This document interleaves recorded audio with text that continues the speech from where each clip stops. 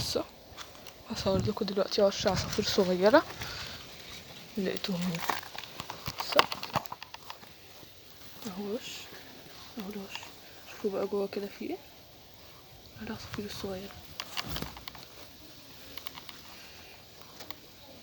بقهم اكبر منهم كلهم.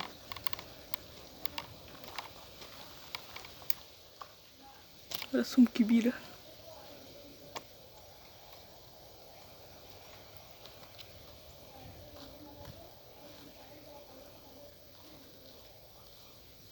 انا ماشيه بقى عشان ايه، الام لو جت دلوقتي مش هتدخلهم تاني.